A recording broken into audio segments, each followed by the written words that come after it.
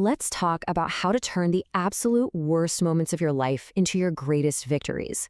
And our case study for this? Well, it's a masterclass in revenge and reinvention. I mean, really let that sink in. You're at the very top of your game. And then, almost overnight, the entire internet decides you're done. You're canceled. This isn't some hypothetical nightmare, you guys. This actually happened to Taylor Swift. But instead of letting it break her, she somehow turned it into one of her biggest wins ever. And here's the wild part. This isn't just some strategy for a global pop superstar. It's a playbook. It's a playbook you can actually use to turn your own setbacks into some seriously powerful comebacks.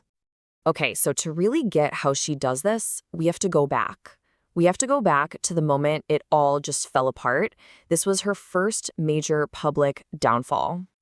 It all started, of course, with that infamous VMA moment back in 2009. But the real firestorm, that hit in 2016. Kanye drops that lyric in his song Famous. Kim Kardashian leaks a very strategically edited phone call to make Taylor look like a liar. And just like that, the internet had found its new villain. And the internet just piled on. The hashtag Taylor Swift is over party was trending everywhere. She was a snake, a manipulator, a fake. I mean, this was cancel culture at its most brutal. Seriously, just think about that for a second. What would you do? Would you try to fight back, explain your side, or would you just want to disappear from the face of the earth? Taylor chose silence. She vanished. For an entire year, she was gone from the public eye. No interviews, no social media, nothing. And then she returned. But not with an apology. Oh, no. She came back with Reputation, a dark, defiant, totally unapologetic album that basically said, you want a villain? Fine, here's your villain. And this is where it gets absolutely brilliant. That symbol they used to tear her down, the snake emoji, she completely co-opted it. Suddenly, it was everywhere. On her merch, her stage design, her jewelry. She took the weapon they formed against her and forged it into her armor. I mean, that right there is just rage alchemy. So she had just clawed her way back and reclaimed her narrative. But a whole new crisis was brewing. And this one wasn't just about her reputation. This was about her entire life's work. Her first 6 albums, her entire catalog, songs she wrote in her bedroom as a teenager, were sold out from under her to Scooter Braun, a man she publicly described as a bully. Just imagine that rage, that feeling of betrayal. Your art, your diaries that you set to music, are now owned by someone you feel has actively tried to tear you down. Most artists would have been crushed. It would have been over. But Taylor, she did something that nobody saw coming, something truly unprecedented. She announced that she was going to re-record every single one of those 6 albums, song by song, creating new versions that she and she alone would own. And the result? It was staggering. She didn't just reclaim her work. Taylor's version became this massive cultural phenomenon.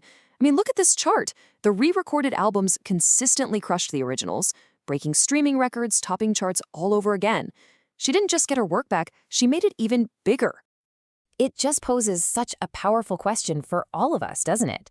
When you suffer a major loss, when something is taken from you, do you accept defeat? Or do you see it as a chance to rebuild something even better than what you had before? So what can we actually learn from all this? From these 2 massive public battles, we can actually pull out a pretty clear set of rules for turning any crisis into a catalyst for something great. The first lesson is so crucial. When she's attacked, she doesn't retreat. She reinvents. Every single setback becomes a setup for a brand new era. Look at the evolution, from country sweetheart to pop megastar, then to this vengeful icon, and now to a billionaire business force. It proves that failures don't end you, they just reset you. And this leads right into the second lesson, which is maybe the most important one of all. Taylor understands that your narrative is your power.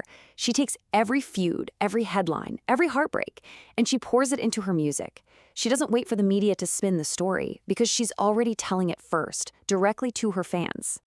So let's break down her playbook. These are the rules for your own comeback. First, hate can build you. She used that snake label to build an entire empire. Second, take back what's yours. She refused to let someone else profit from her life's work. Third, reinvention always beats retreat. Every setback launched a new, stronger version of her. And finally, remember this. If you control the story, you control the power. So, how do we apply this? How do you take these incredible lessons and actually use them in your own life? Just look at the alchemy here. She took the poison of being publicly canceled and turned it into the comeback album of the decade. She took professional betrayal and turned it into a billion-dollar business decision. She literally takes hate and she turns it into hits. And that is the ultimate twist, isn't it? What looked like the absolute end of her career was actually the launchpad for her most powerful era yet. The Eras Tour isn't just a concert, you guys. It's a victory lap on a global scale. And that's really the ultimate takeaway here. Criticism, failure, betrayal, all of these things feel like the end of the world, but they don't have to be. They can be the raw material, the fuel for your next breakthrough. I really want you to think about that. What's the worst thing someone said about you? And how did you turn it into fuel? Drop your story in the comments below. I think we can all learn a lot from each other's resilience.